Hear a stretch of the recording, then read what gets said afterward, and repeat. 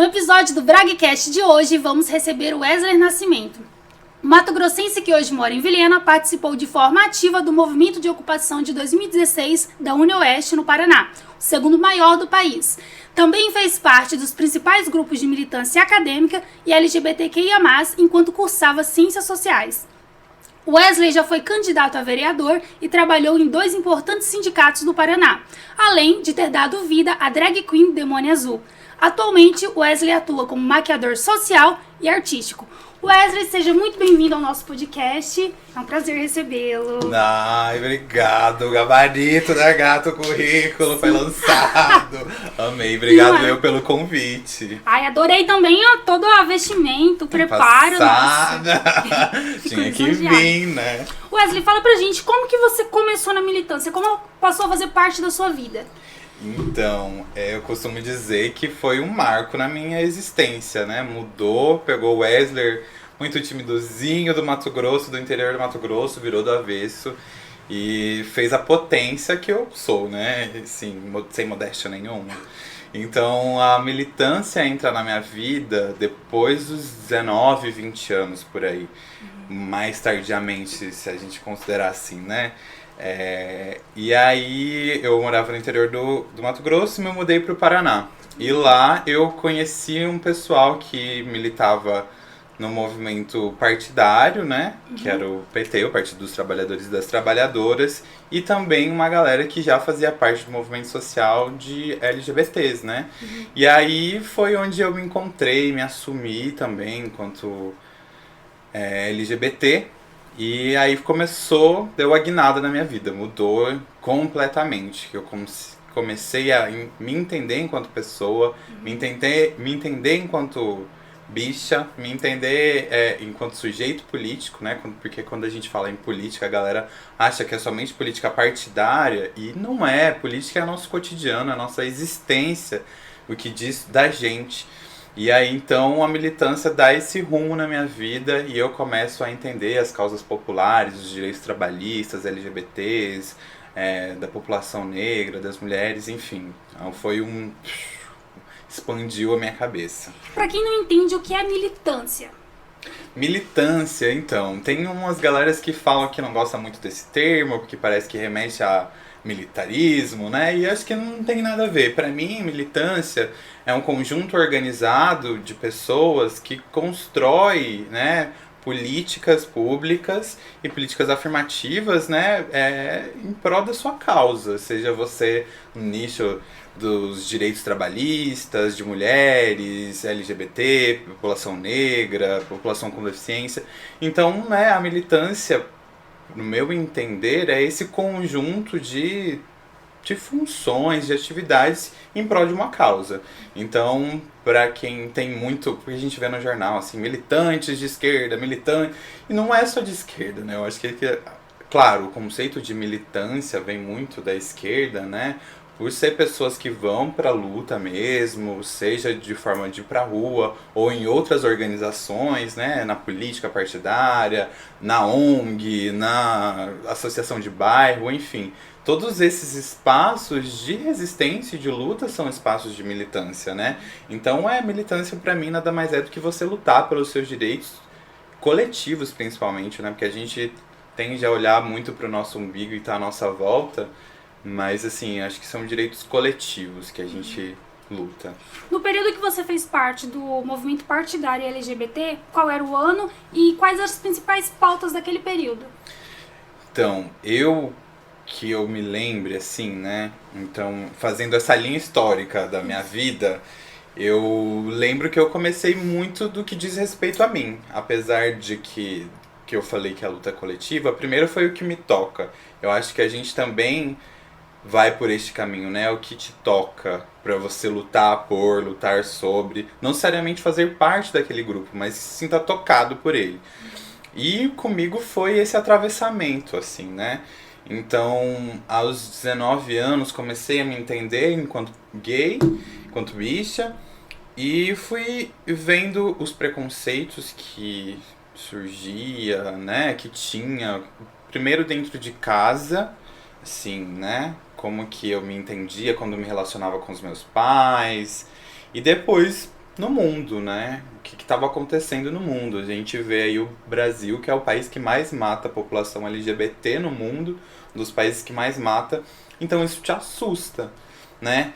Então, pra mim, tá muito intrínseco ser LGBT e ser militante, porque assim, a gente luta pra sobreviver e pra existir. Se você não tá preocupado com isso, principalmente na conjuntura política atual, eu não sei o que você está fazendo da sua vida, porque a nossa existência é uma afronta. E não sou eu que estou dizendo, são os índices, é a TV, a todo momento a gente vê agressões, casos de homofobia, de LGBTfobia no geral. Então, assim, eu lembro que quando eu comecei foi muito disso, porque me tocava muito, né? Dizia sobre mim, sobre a minha vida. Então, eu não sabia o que que era, né? Eu não sabia o que que era ser gay no Brasil, no interior do Paraná, né?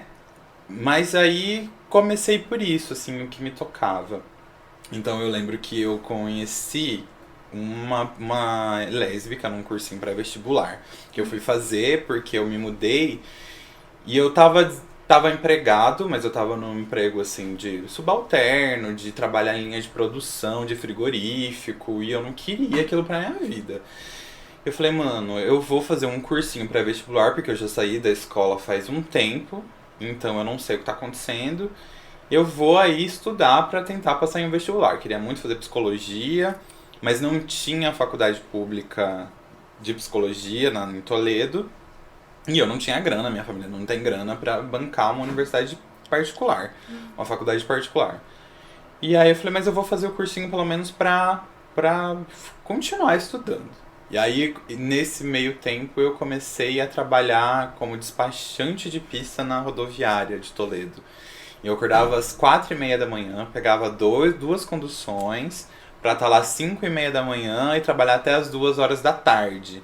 E aí eu fazia essa escala de trabalho de domingo a domingo. E aí a gente tinha direito a um domingo por mês pra folgar e o resto, tipo, um dia da semana que o gerente lá escolhia. O que é despachante de pista? Despachante de pista é aquela pessoa que você fica vendo na rodoviária falando tá saindo o ônibus agora pra não sei o que e fala o itinerário todo que o ônibus vai passar. Eu era essa pessoa. Uau. E aí ficava com a pranchetinha anotando os ônibus que chegavam pra ter um controle de tráfego também na rodoviária e despachar os ônibus, né? No horário que eles tinham que sair, de preferência, né? Não atrasar, enfim. Então, tinha tudo isso, uniformizado, gravatinha, calça social. E não tinha me assumido enquanto gay ainda, naquela época. E aí eu comecei a fazer o cursinho. Aí no cursinho encontrei essa lésbica, Daisy, inclusive, o nome dela, tenho um afeto muito grande pela Daisy, apesar de nossos caminhos seguirem caminhos outros, né? Encontrei ela. E sabe quando todo mundo fala aquilo, ai, quando você vê um desconhecido, você fala de toda a sua vida, porque você, né, tá ali, não te conhece, não vai te julgar. E aí foi um dia assim, me aproximei dela. E ela falou assim, ai, vamos num barzinho. Eu falei, vamos. E aí foi onde eu tive a coragem de falar pra ela, olha, acho que gosto de meninas. Ela falou, você acha? Eu vi na sua cara. Aí eu falei, ah, maravilhosa. Aí eu falei, nossa, arrasou. Daí eu falei, vou te apresentar uns amigos, um casal de amigos gays. Hoje se assume enquanto trans não binário. Então é Serge e Juliano. Eles eram um casal na época. E aí foi meu primeiro contato mais direto, assim, com um casal assumidamente, assim. Juliano era assumido pra família, a família dava o maior apoio pra ele. Uau. Então, pra mim, foi um universo tipo, gente, não é anormal isso, né? Eu encontrei um caminho, encontrei Um par, um digamos, par, alguém é. com as mesmas vivências. Exato. E aí eu falei, ok, que legal, né? Me tirei, parece que um peso das minhas costas, assim. Porque eu confundia muito sexualidade com identidade de gênero, né? E sofri muito na escola. A escola, né, pra população LGBT é um inferno, um desastre, porque assim, na minha época eu estudei enquanto bolsista numa escola particular até o segundo ano do ensino médio. E aí não tinha uma política pública das escolas públicas, por exemplo, de discutir gênero, apesar de toda a Inclusão. polêmica que existe sobre ideologia de gênero, que é uma coisa que não existe, que foi inventada por uma galera aí conservadora. Mas a escola particular era mais difícil ainda dessas políticas chegarem. Eu não tinha, então eu lembro de sofrer muito preconceito, né? Que a galera tende a falar como bullying. Mas eu acho que existe bullying, mas existe também preconceitos que a gente precisa nominar. Então, se uma pessoa negra sofre racismo, não foi bullying dentro da escola, foi racismo. Se uma pessoa LGBT sofre LGBTfobia, não é bullying, é LGBTfobia. Aí, bullying entra outras coisas que eu acho que não cabe, a gente precisa falar abertamente sobre isso, né? Porque é uma coisa que acontece. Então a gente precisa verbalizar. As pessoas têm um medo de falar sobre isso, como se fosse uma mágica se não tá acontecendo, né? E não é. A gente precisa dar nome às coisas. Então sofri muita LGBTfobia no meu ensino médio. Também fui uma criança gorda, então sofri aí gordofobia, né, também, nesse processo todo. Então eu fui me encolhendo, assim. Hoje eu tenho problemas nas minhas costas, porque assim, quando eu falo me encolhendo, é literalmente me encolhendo. A minha postura foi ficando arqueada. Então, assim, isso faz mal no nosso psicológico, mas faz mal também fisicamente, né? A gente precisa falar sobre isso. É uma loucura. Eu fui me fechando. Então, quando eu me assumi, parece que eu, né, consegui tirar esse peso das minhas costas, consegui entender toda a minha identidade, saber a diferença de sexualidade e identidade de gênero, porque eu falava assim no ônibus, que tinha um ônibus que buscava a gente, né, pra ir pra escola, né, tipo, ai, eu não sou gay, eu sou homem, ficava falando, às vezes até em voz alta, por não entender que, tipo, as pessoas confundem gay, que não é homem, não é isso, né? Sexualidade é uma coisa, identidade de gênero é outra. Totalmente Diferente. E aí, quando eu começo a conversar com esses meninos, o Juliano já era militante partidário há um tempo, porque o pai dele foi vereador lá em Toledo por um grande período de tempo. Então, super envolvido na causa LGBT. E eu não sabia nada disso, né? Eu falava, gente, é só existir.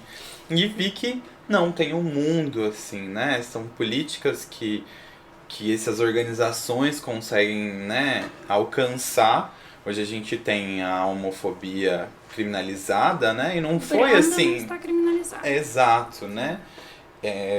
Não foi assim porque alguém ficou no sofá vendo a coisa acontecer. Porque pessoas foram pra rua, pessoas morreram para que isso acontecesse, né? Então, quando eu fui apresentado a este universo de luta por existência, foi onde eu me achei. Eu falei, é isso que eu quero fazer, é isso que eu quero ser, é pra isso que eu quero lutar e quero existir, que o meu corpo vai ser usado pra isso, sabe? Meu corpo, minha vontade, a minha existência. A minha existência vai ser resistência, sabe? É bem isso, assim. Então, parece que minha cabeça explodiu. Eu falei, olha, me achei. Então eu comecei na militância pelo movimento LGBT. E aí passa por essa militância interna com você, de você se entender, de você achar que isso não é errado, sabe? Tudo isso que a gente é construído numa sociedade LGBT-fóbica. Então a gente acaba absorvendo alguns preconceitos e reproduzindo alguns preconceitos, às vezes inconscientemente, né? A gente tem que se policiar e se desconstruir muito, porque a gente acaba reproduzindo isso, porque a sociedade em volta é isso, né? É racista, LGBTfóbica, é machista, é classista. Então, essa militância interna, depois a militância dentro de casa, de, assim, entender com os meus pais, conversar com os meus pais, também desconstruir tudo que eles achavam que era isso, né? Então eu acho que cheguei em um período da minha vida a acreditar que essa militância dentro de casa, ela faz um efeito gigantesco na nossa existência também, né? Porque às vezes, eu lembro quando eu me assumi, eu também fiquei muito revoltado, né? Foi assim. E aí eu, ao mesmo tempo que abriu pra luta, abriu também muito preconceito, assim, de eu me enxergar muito mais os preconceitos, né? E aí eu fiquei muito revoltado com isso tudo. Como assim isso acontece por uma pessoa ser assim, né? Aí eu falei, não, isso não tá certo. E acabei ficando revoltado dentro de casa e queria que os pais entendessem logo de cara uma coisa que eu demorei 20 anos pra entender. Eu queria que eles entendessem em um mês. Mas essa angústia de dizer assim, olha, eu me escondi por tanto tempo, que eu quero que o mundo saiba. Mas eu precisei acalmar os meus nervos, os meus ânimos e entender assim, olha, eles têm os limites dele. Eu preciso respeitar esses limites, preciso tensionar esses limites de alguma forma, né? Porque o preconceito ele tá aí para ser desconstruído. Então, tensionar com mais calma, respeitar o tempo deles. E assim, eu não fui expulso de casa, eu não sofri agressão nenhuma. E eu acho que também porque eu trabalhava. Então, eu trabalhei desde muito cedo, desde os meus 16 anos eu trabalhei.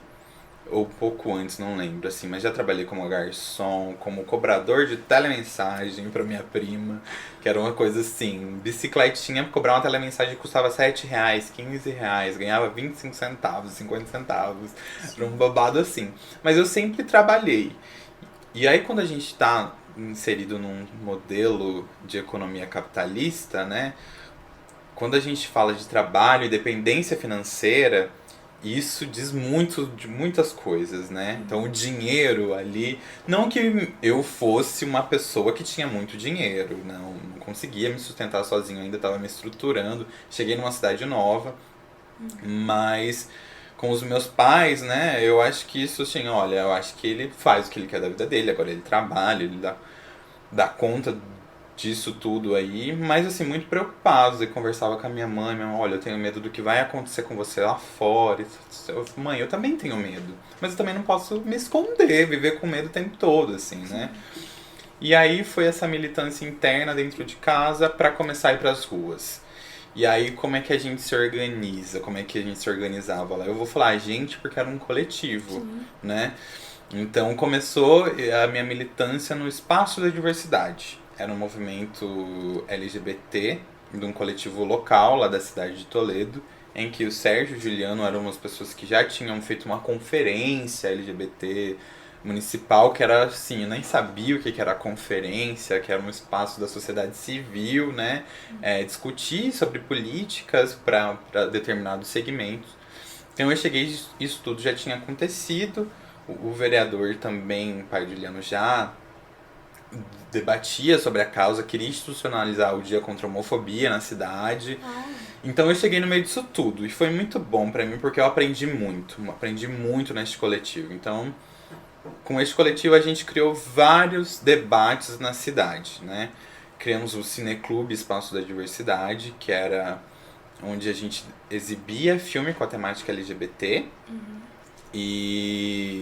E aí depois do filme a gente promovia o debate sobre aquele filme e acabava entrando em discussões sobre o segmento LGBT. A gente chegou assim no nível de dar formação para professores municipais da cidade. Que evolução! Sim, foi assim, do movimento de encontro de pessoas LGBT para formação de professores.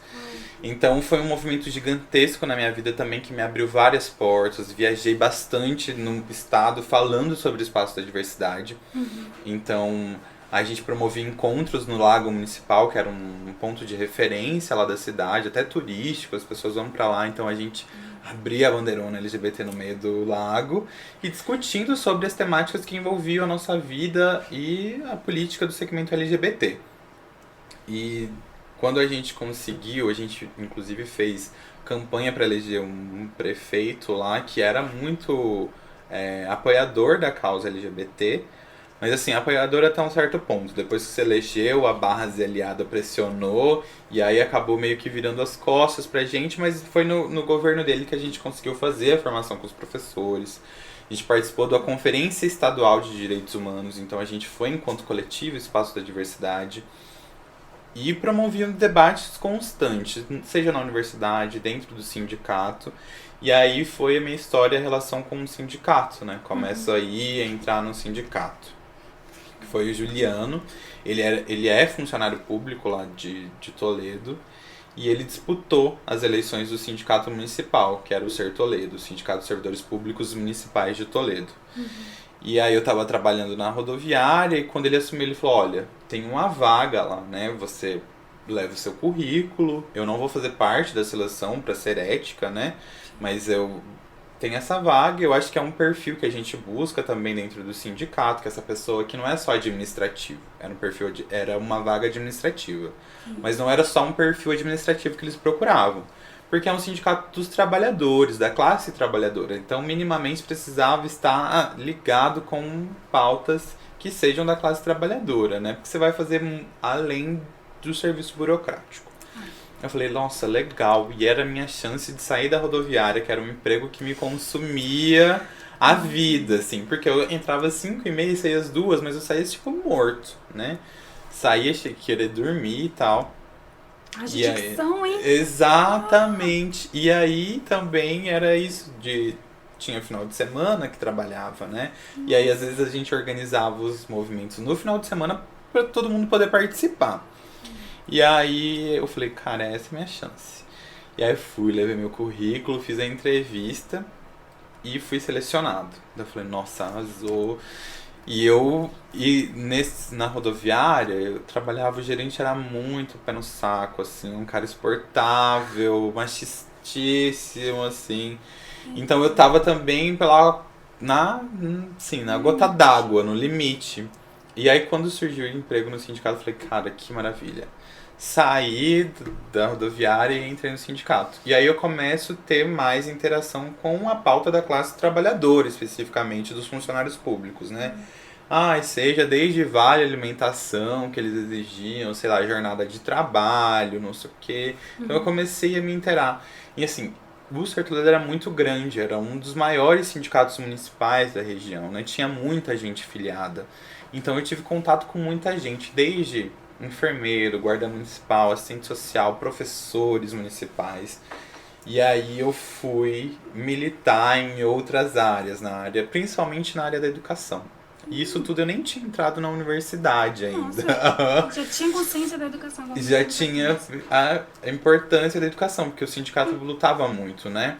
E o sindicato, apesar de ser do município, dos servidores todos, tinha muito mais professores e professoras filiados, né? Então a educação sempre foi o carro-chefe do sindicato, assim. E aí eu comecei a ter contato com essas outras pautas.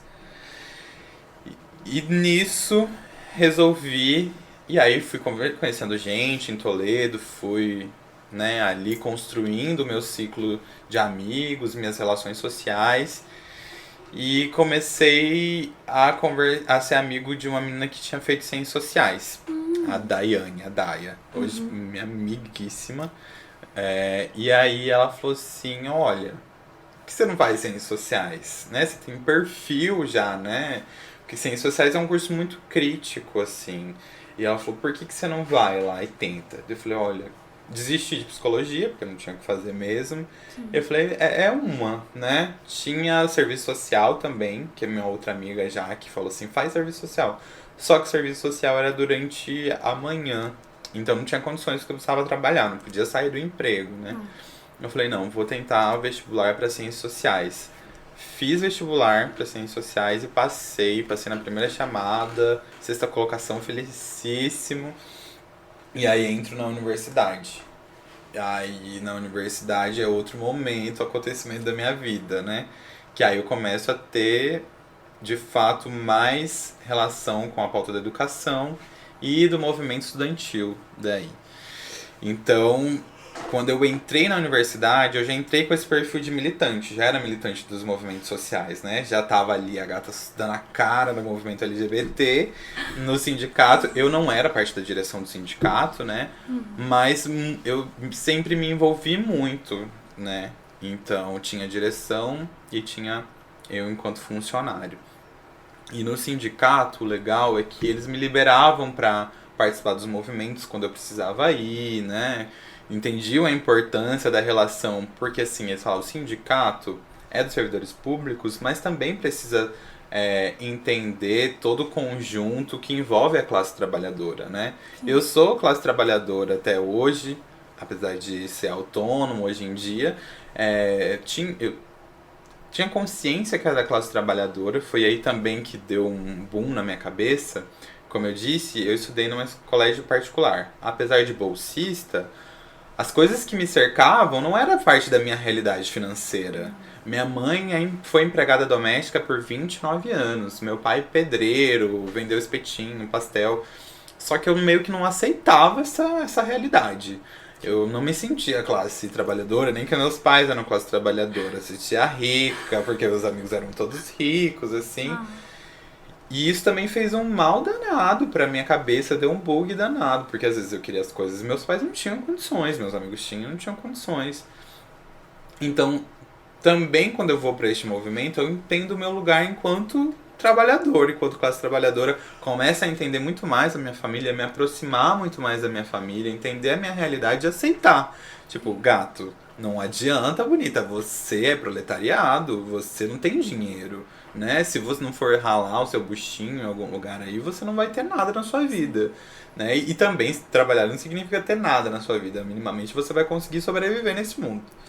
Né? E aí foi aí então que eu entro na universidade já com esse perfil, num curso também muito militante, assim. Eu tive professores que, né, foram referências na minha militância, de pessoas que construíam, defendiam mesmo, né, a educação. Então isso também foi muito bacana no curso, né?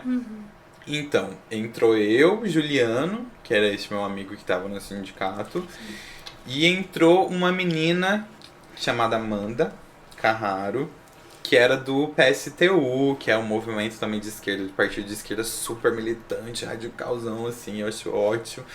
Então a galera entrou com a gente entrou com uma expectativa, assim, né? Tipo, gente, agora o curso vai conseguir. Vamos ajudar o mundo, não sei o quê. E o que foi bacana, porque nos motivou também, né? Sim. A gente participava das aulas, entendia, a gente teve embasamento teórico, daí tivemos munição, né? Assim, pra. Ciência ao seu favor. Exatamente, real, ciência. Fundamental, exato. Entender os processos históricos, né? Sim. Entender a diferença de classe trabalhadora. Abriu ainda mais a minha cabeça. E aí, nisso, surgiu a oportunidade de construir uma chapa para o DCE, que é o Diretório Central dos Estudantes. E aí a galera veio, as minhas amigas falaram, não, você tem que construir o DCE, é muito importante para a universidade, porque quando a gente fala de universidade pública, a gente precisa entender que ela tem que dar condições para as pessoas estarem nela. O fato dela ser pública, gratuita, não significa que as pessoas terão condições de se manter na universidade, porque é isso, a gente precisa trabalhar, porque a gente não tem condições de só estudar, né, enquanto classe trabalhadora. Mas entendendo também que a universidade pública é para todo mundo, para quem tem dinheiro, condições e para quem não tem. Só que tem gente que não tem e não tem como nem se manter na universidade mesmo ela sendo pública. Então quando a gente fala de universidade pública, a gente entende também as condições dos estudantes dentro desse espaço, né? E o DCE cumpre, né, até hoje, eu acredito, um papel fundamental na permanência dos estudantes dentro da universidade pública, né?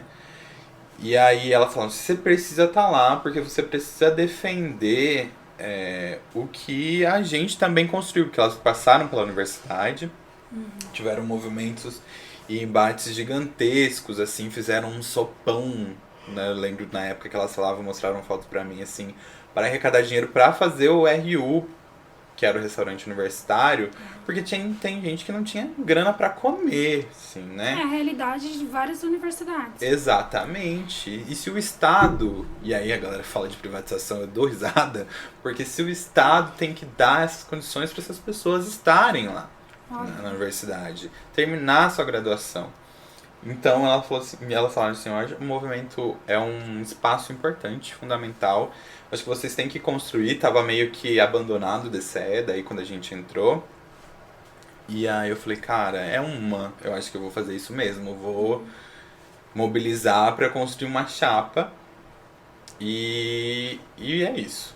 Aí conversei com o Juliano, eu não lembro, acho que o Juliano ele já tinha meio que saído do curso, de um período ele trancou o curso e saiu. Mas enfim, conversei com uma galera, a gente conseguiu montar uma chapa. Eu não lembro se a gente foi chapa única, não consigo lembrar. Mas eu acho que a gente foi chapa única, não teve mais gente que fez chapa.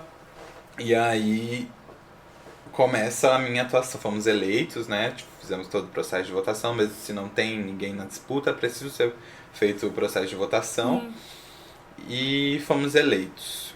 E aí eu começo neste movimento do movimento estudantil. E aí alinhado a isso o movimento LGBT, o movimento de juventude que também, né, jovem e tal, então a gente começou a construir conferências na cidade. Uau. Conferência é esse espaço onde a sociedade civil tem para discutir com o poder público políticas, né, aí segmentadas. Então tem várias conferências, seja a conferência de juventude, conferência da criança e do adolescente, e aí a gente conseguia a conferência dos direitos humanos. Então, articulando com este grupo as conferências, né? Sim. Um dos espaços de atuação.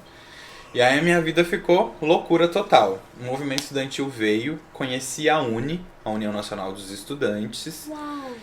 E aí também me colocaram nesse movimento de construir a UNE no município, né?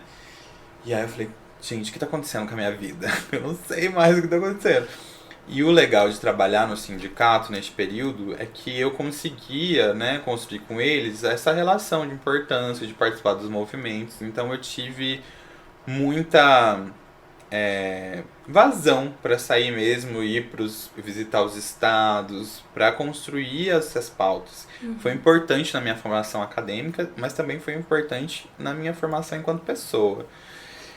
E então, neste momento, a gente começa a construir o DCE e bem na minha gestão rolou o movimento de ocupação das escolas e universidade. Isso em 2016. Eu entro na universidade acho que em 2015, 2016, eu acho que em 2015.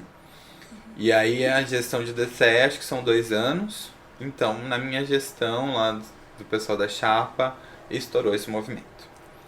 E eu falei, gente, o que tá acontecendo? E aí a gente acompanhando esses movimentos super legítimos da galera do movimento, da galera das escolas, né? Começou com as escolas contra a reforma do ensino médio, que era uma proposta absurda, que hoje eles estão vendo a consequência disso tudo. Inclusive via chamada numa matéria, dizendo assim que os alunos estão reclamando que é uma formação para vestibular, né? superficial. Superficial, eu não digo superficial, eu digo muito truncada, que é aquilo de você reduzir a carga de sociologia, artes, filosofia, disciplinas importantes ainda mais neste momento histórico que a gente está vivendo. Um pouco de sociologia, filosofia faria uma diferença gigantesca. E aí, agora o pessoal tá tomando consciência do prejuízo que foi essa reforma do ensino médio, tanto os alunos quanto os professores. Então, quando a gente fala que a gente também tá na militância, a gente não pode não colher os frutos agora, que as pessoas mais pra frente colhem, os que não dá certo, também as coisas que não dão certo, as pessoas vão colher futuramente, o que tá acontecendo agora. Sim. Então, o movimento de ocupação das escolas, legitíssimo, bonito, a garotada foi pra cima, vamos fechar. E não estavam indo porque era uma modinha, porque muita gente falou assim, é uma modinha, por isso que eles estão fechando a escola.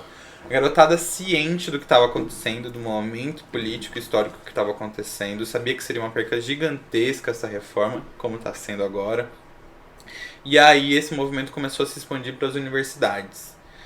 A minha universidade foi a primeira do Brasil a fazer a ocupação. No meu campus não, o meu campus foi o segundo, mas o primeiro campus de universidade, a primeira universidade a ocupar no Brasil foi a UniOeste, que é a Universidade Estadual do Oeste do Paraná. O primeiro campus foi em Marechal Cândido Rondon e o segundo campus foi o nosso, em Toledo. E eu estava à frente do DCE nesta época, né?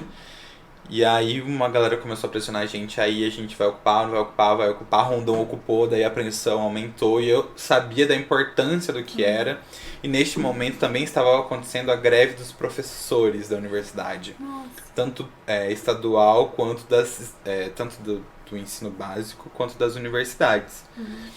E aí eu falei, vamos chamar uma assembleia. A gente, enquanto DCE, não decide nada. A nossa luta e militância sempre foi coletiva e de ouvir, né? Democrática. Democrática, exatamente. E aí chamamos, então, a Assembleia Estudantil. E aí, sem interferência de professor, o professor tinha nada a ver com as nossas pautas, né? A gente usava eles para pedir dinheiro quando a gente precisava fazer algum movimento. Seu campus era ativo? Tipo, mais ou menos quantas pessoas foi nessa assembleia? Então, era um mini auditório que tinha na época. Agora eles construíram um auditório maior, mas era um mini auditório. Eles tinham capacidade para umas, sei lá, 150 pessoas, por aí.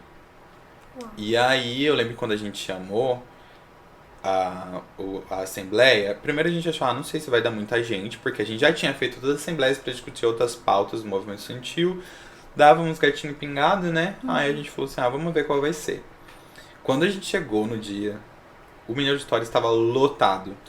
Todas as cadeiras ocupadas, o corredor, assim, não tinha como eu passar, lotado de aluno. Eu falei, gente, o negócio é sério.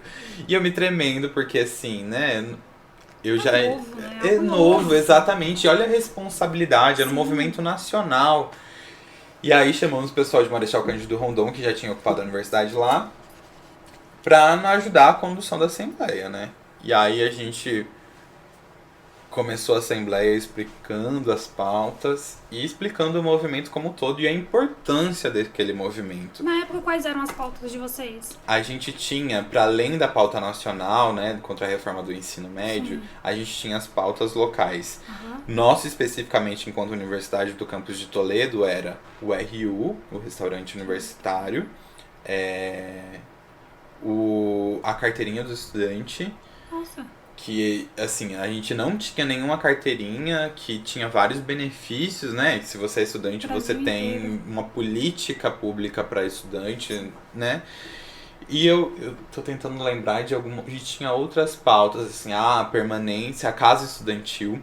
Nós tínhamos... Olha só como é importante o movimento estudantil dentro da universidade. Nós já tínhamos um projeto de casa estudantil, que é para aqueles estudantes que vêm de fora, não tem condições de pagar aluguel, nada do tipo, um projeto na planta de uma casa estudantil. Mas aquilo não desenrolava, porque ninguém ia atrás daquilo, né? E a gente já tinha um terreno doado pelo município para construção. Então precisava organizar isso mesmo, a força de vontade da galera. Então essa era uma das nossas pautas. E aí os outros campos tinham a realidade deles, né? Cada um com a sua realidade. E a nossa tinha isso. E aí, como tava em greve também os professores e tal, a gente começou a cobrar o cancelamento do calendário acadêmico. Porque senão a gente não teria condições de repor essas aulas que não tinham acontecendo. Estava acontecendo todo esse movimento. E aí nessa assembleia lotadíssima, discutimos, levamos gente, apresentamos dados, falamos da importância do que estava acontecendo. E aí começou a votação. E eu lembro que, sim, assim, de 200 pessoas que tinham nessa assembleia, acho que 10 foram contra o movimento de ocupação da universidade. E, assim, eles ficaram até com vergonha de votar, assim, né? E aí a galera falou, gente, a partir de hoje a universidade está ocupada. Eu falei, é agora, vai começar. E nisso eu já tinha saído do sindicato, não estava mais no sindicato, mudou a direção, e aí decidiram me demitir nessa nova direção. E eu falei, então eu vou me dedicar a este movimento, né? E aí começou, ali a gente mesmo já saiu para ocupar a universidade. E aí fizemos a ata, fizemos tudo legalmente, tudo dentro da lei. Então a gente não tinha nada que nos impedia de estar naquele espaço público. E derrubando por terra essa teoria de que tá ocupando é vândalo. Exatamente. Não, pelo contrário, é legitimado. Legitimado. E a gente foi assim, além, porque o período que a gente ficou ocupado, 30 dias, a gente ocupou a universidade. A gente se preocupou com os trabalhadores que estavam lá, porque a universidade tinha uma terceirização do serviço de limpeza, que é uma pena, porque assim, a terceirização é a escárnia da precarização do trabalho. Então aquelas mulheres, e aí são mulheres majoritariamente da área de limpeza, exatamente, elas tinham um serviço muito precário. E aí mesmo com a universidade fechada, professores e funcionários não iam, elas tinham que ir. Então a gente se preocupou muito com esses trabalhadores de falar assim, olha, vocês vão vir, senão vocês vão perder o emprego, né? A gente não tinha como, né, controle sobre uma empresa privada. A gente falou assim, mas vocês não vão trabalhar, porque a universidade está ocupada. Minimamente, essa empresa precisa respeitar o que está acontecendo aqui, esse movimento, porque todo mundo respeitou, né? Seja os professores, o diretor de campus, todo mundo, assim, todo mundo respeita ou não. Tinha uns professores que iam tentar dar aula, a gente explicava e dialogava com eles que não estava, não, a universidade estava ocupada e não teria aula.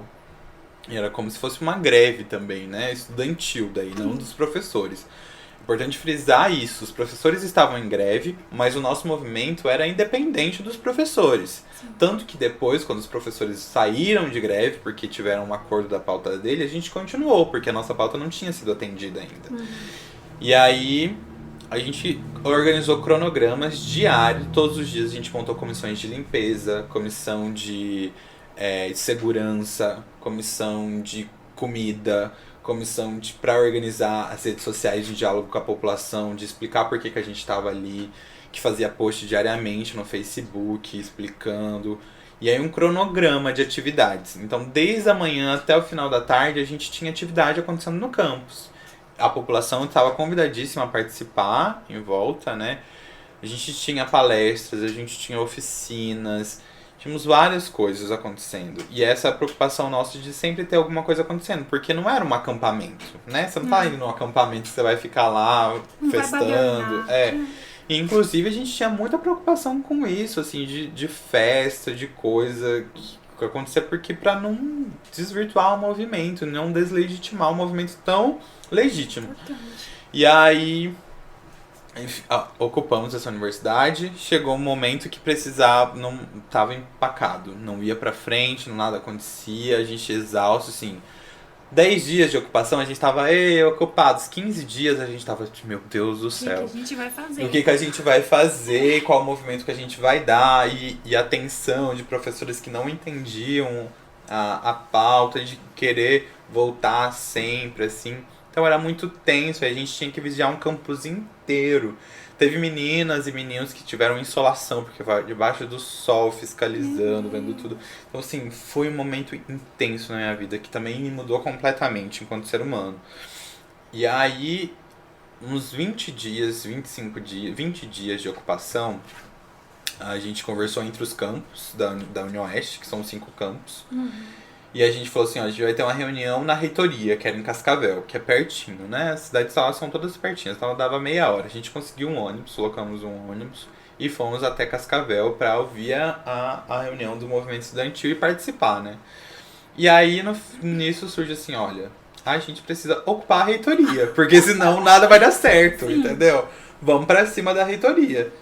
E a gente falou, não, arrasou, eu acho que esse é um movimento, assim, um movimento drástico, mas que era necessário para as coisas acontecerem. A ideia é parar tudo, e a reitoria é o centro. É o centro. E eles não estavam dialogando com a gente, achavam que a gente estava brincando de acampamento, e a gente lá suando, né? E aí organizamos uma mega estratégia para ocupar a reitoria, falou assim, olha, não vamos chegar todo mundo, vamos esperar perto da hora deles saírem, porque daí eles não vão ter como nos impedir de estar lá dentro, né? E a gente assim, fechou. Só que aí, isso se espalhou. Chegou no reitor, o reitor fechou a reitoria, tipo, meia hora antes. E aí a gente lá esperando, assim, ele passa de carro, deu um tchauzinho pra gente. A gente, não acredito nisso. E aí, o que agora? O que a gente vai fazer, né? Era a nossa cartada final, ocupar a reitoria pro reitor falar com a gente, com o movimento de ocupação, porque ele não tava falando. Aí a gente conversando, de repente, um amigo meu lá do meu campus coloca a cabecinha lá pra fora, assim, dentro da reitoria pra fora. Ei, galera, entrei. Daí a gente, menino, como é que você entrou aqui? Ai, tinha uma janela aberta, não sei o quê. Entrou, e aí a gente consegue ocupar a reitoria. Entrou um monte de estudante.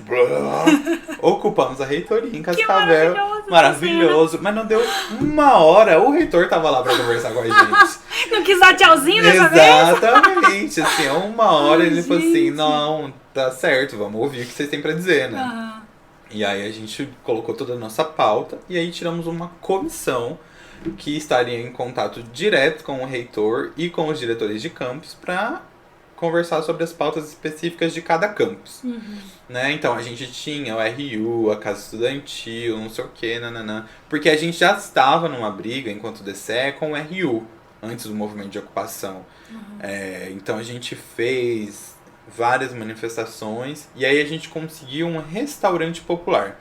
Lá em Toledo tinha bastante restaurante popular. Era uma das cidades do país que tem mais restaurantes popular. Nossa. É muito bacana isso lá, só que um dos prefeitos aí fechou alguns, né? Então a gente tinha conseguido neste movimento, enquanto DCE, um restaurante popular dentro da universidade, já. Mas assim, não era só para os estudantes, era para a galera também, toda a população vir. Mas não contemplava, não era um RU, porque não tinha janta. Então os cursos de filosofia, ciências sociais, tinha acho que.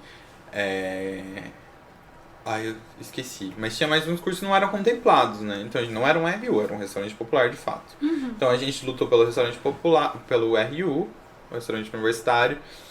E aí o reitor ouviu tudo e já chamou o conselho de campus, né? O COU e o CEP, que eles chamavam, para falar sobre nossas pautas. Então, aí foi retirado um representante de cada campus para discutir nessa reunião. E eu lembro, assim, que foi histórico pra gente. Primeiro foi, assim, a primeira grande vitória do movimento estudantil de ocupação neste período foi a reunião com o reitor aparecer lá. Depois chamar o conselho, a reunião do conselho de campus e tal. E aí eu lembro que eu fui selecionado do campus pra falar enquanto Campus Toledo, né? E era assim, gente, tava falando com professores e funcionários de universidade de igual para igual. Então, assim, eu não tava acreditando o tamanho daquele movimento, de que a gente tinha voz ali, que eles iam ser obrigados a nos ouvir. E eu lembro que a galera ainda tava ocupada, porque a gente falou assim, então enquanto não tiver essa reunião, a gente não vai sair daqui, a gente vai continuar culpando a reitoria. E aí, foi assim, essa reunião, 2 dias ela tinha acontecido. E era muito louco, porque pra gente, estudante, aquilo é um espaço muito grande de poder, né? Sim. Essa reunião, assim, A gente de vê eles como decisão. autoridade máxima, Exatamente. impenetrável, e conseguir dialogar. E aí, conseguir dialogar, assim, pra gente foi uma grande vitória. E não bastava só isso, a gente não queria só dialogar, a gente queria que nossas pautas fossem atendidas. Sim. Então a gente conseguiu o cancelamento do calendário acadêmico e deu continuidade a todas as pautas de cada campo tinha reivindicado. Então, assim, foi histórico pra gente. E aí, 30 dias depois disso tudo, a gente faz o movimento de desocupar a universidade, voltar. E nisso a greve dos professores já tinha acabado, como eu disse antes, a gente continuou por mais 10 dias, para além da greve dos professores. E foi muito bacana, assim, né? O movimento de ocupação, pra você ver a galera colaborando, levando comida, porque era todo mundo estudante, ninguém tinha grana. Então a gente tava lá 24 horas por dia, a gente dormia e acordava dentro da universidade. Então a gente precisava de comida, então a gente fazia arrecadação de comida pra fazer comida pra galera que estava ocupando, e a colaboração da população como um todo. Então a gente, assim, aí a gente chamava também a galera para comer junto com a gente, para conhecer o movimento. E nisso a gente também começou a visitar as escolas da cidade, ali da região, para ver como é que estava o movimento de ocupação. Alguns alunos nos chamavam no ensino médio para fazer algumas falas. Então foi gigantesco, assim, né? Esse movimento, tanto coletivo quanto pessoal. O que mais me impacta nisso é que, tipo, a galera toda se envolveu. Aqui em Rondônia eu não me lembro de ter visto isso. Tanto é que eu vim de uma universidade federal e não tem toda essa mobilização. Ela é bem mais morna. Sério? O máximo que acontece é com carteirinha. Não tem outra que envolve a vida do estudante. Gente, eu tô muito chocada com o paranaense, em especial. De LGBT, a universidade, a galera Uau. Porque assim, né, o pessoal precisa entender que se a gente não faz isso, a gente não consegue avançar em algumas pautas, assim, né? Precisa entender que este espaço não é só de formação acadêmica, é de formação pessoal, de vida. É humanística. Né? Exatamente. E olha que o brasileiro, ele tem muito essa cultura de, não, deixa, alguém vai resolver, alguém vai fazer alguma coisa e vai chegar. Isso, e deixar pra lá. E aí, se todo mundo pensar assim, nunca vai ser resolvido. E assim, é bacana pra mim, e aí enquanto LGBT, estar à frente do movimento desse, ser referência. E aí eu lembro que no último dia a gente fez, né, também um luauzinho lá à noite pra se despedir e fazer uma avaliação de como tinha sido. E eu lembro que eu fiquei bastante emocionado, que eu falei, gente, eu vim do interior do Mato Grosso, uma bicha que não sabia nada do mundo, hoje ser referência de um movimento tão gigantesco como esse, nacional. Pra mim foi muito, muito, muito gratificante, assim, enquanto pessoa, sabe? E aí eu lembro que eu saí no outro dia bem cedinho pra não ter que partilhar com a galera esse movimento de sair, assim, porque marcou muito a minha vida, assim. O Wesley mesmo, eu falo das lutas coletivas, mas elas acabam nos mudando, né?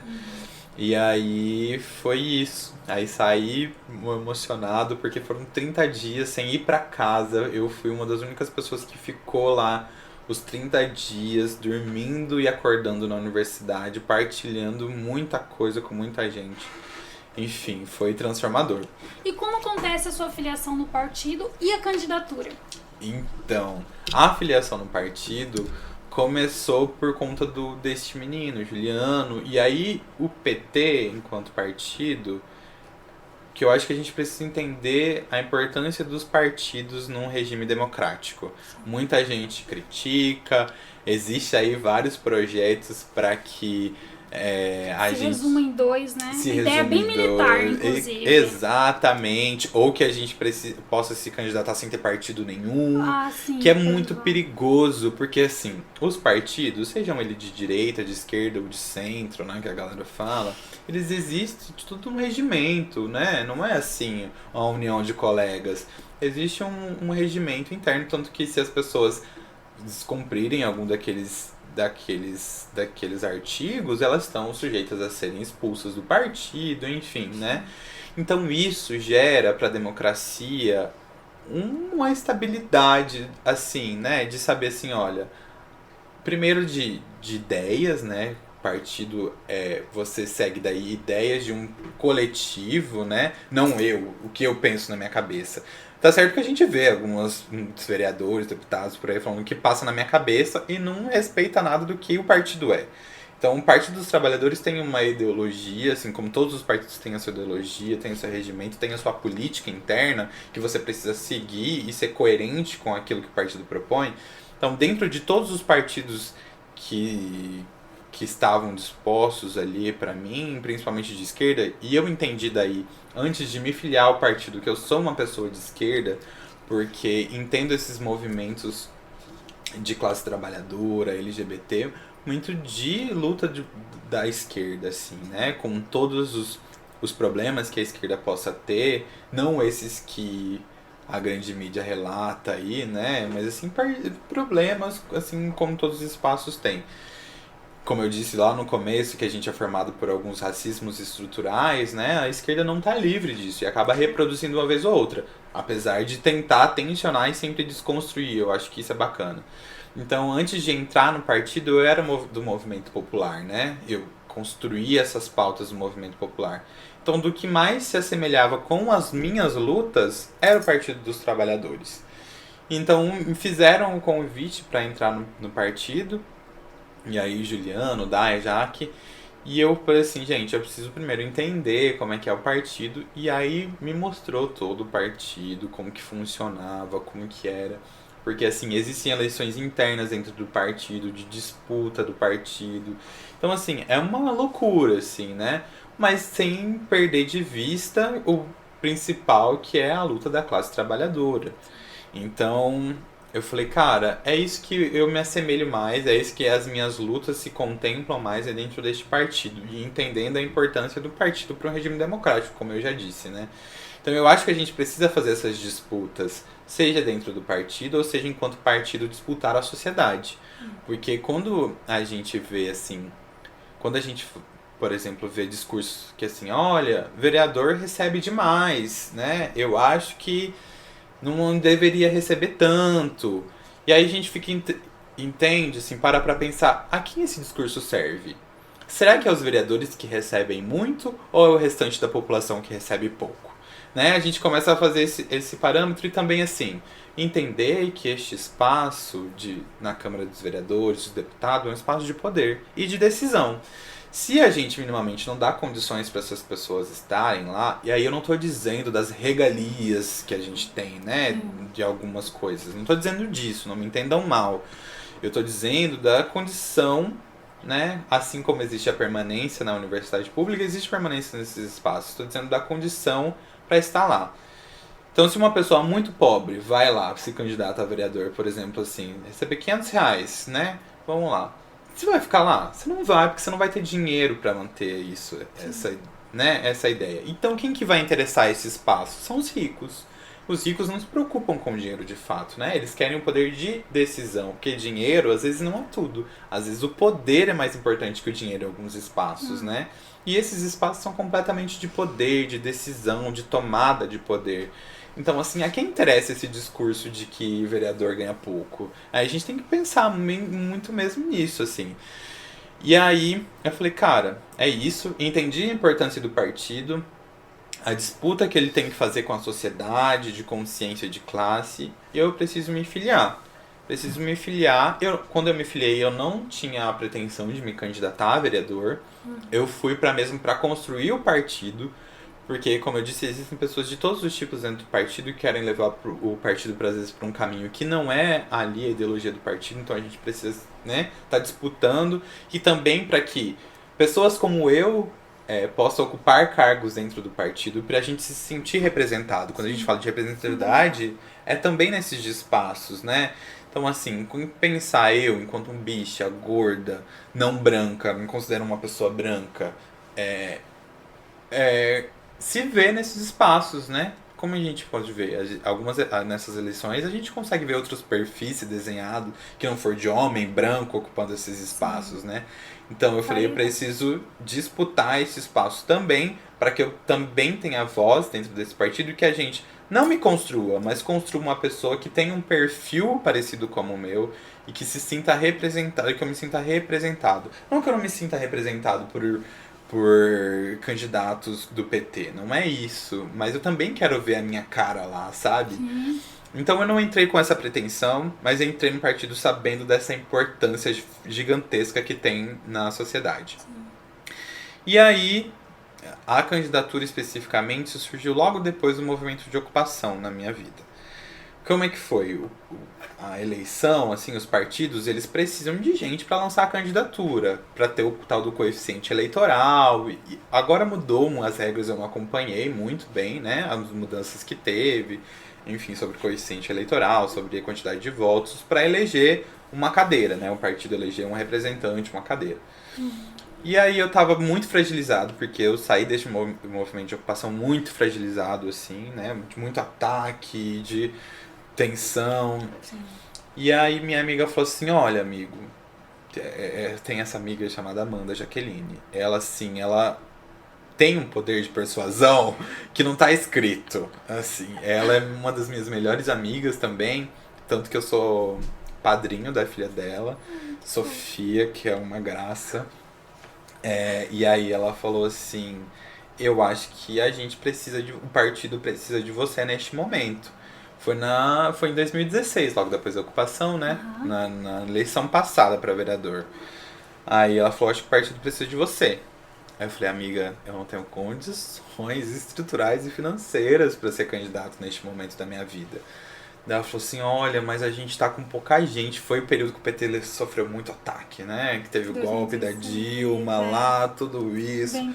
O PT tava ali no auge dos ataques, assim, muita gente deixou o partido. E a gente lá firme e forte, construindo e defendendo a candidatura, as candidaturas petistas, né?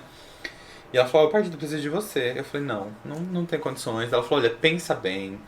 Eu e o Paulo, que é o pai deste meu amigo lá, pensou que você seria fundamental, não sei o que, conversa, vai. Aí eu falei, amiga, tá bom, eu vou me candidatar.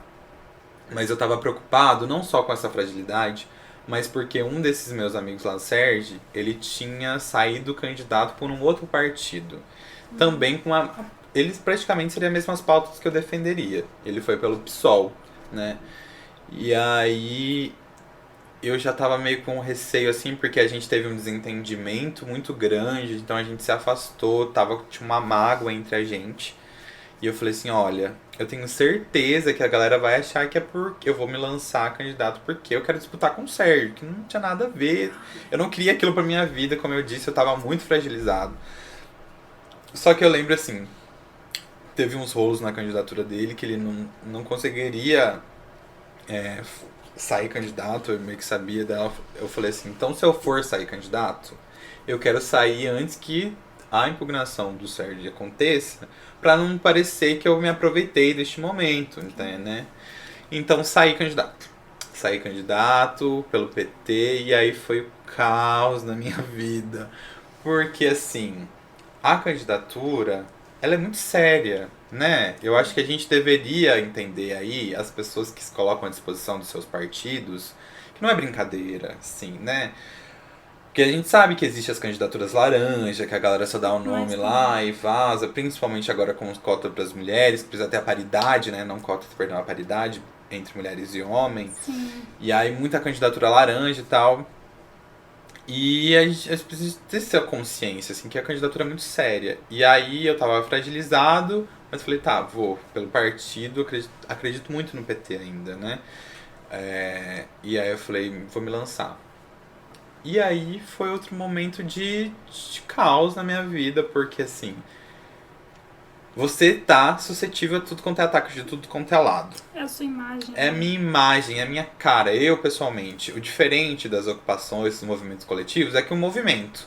Agora a candidatura, você pode até ter uma candidatura coletiva, mas é a sua cara que tá lá, né? O seu rosto, é a linha de frente. A exposição à agressão ainda é maior. Exatamente. Então, na época, eu tinha dreadlocks. Então, eu tinha um dread gigantesco. Eu batia assim, colorido. Eu pintei meu dread de verde. Tinha pintado verde, rosa. E na época, eu tava desbotando um rosa meio laranja.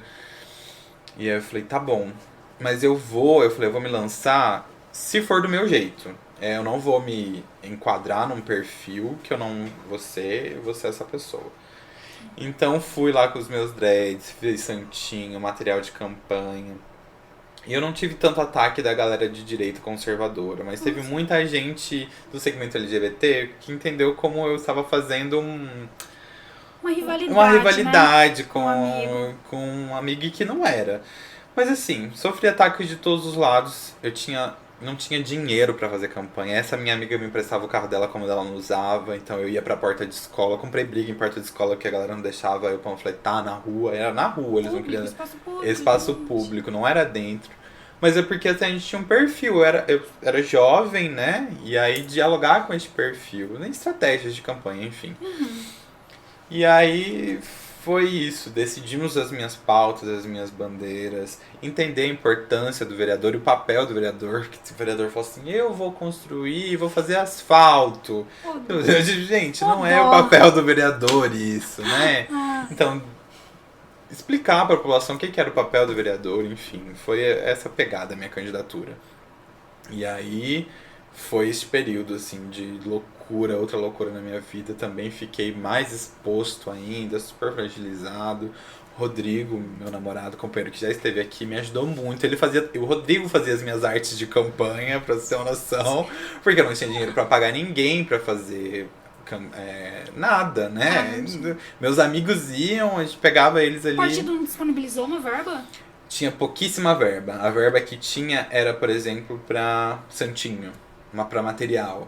Então a gente não tinha grana, não tinha arrecadação no partido, assim. Então a gente tava sem vereador também, que vereadores têm contribuição maior, né? Pro partido, a gente tava sem e tal. Então não tinha grana, e você tinha que dividir. A grana que tinha, você tinha que dividir entre todos os candidatos. Então era pouquíssima grana que a gente tinha.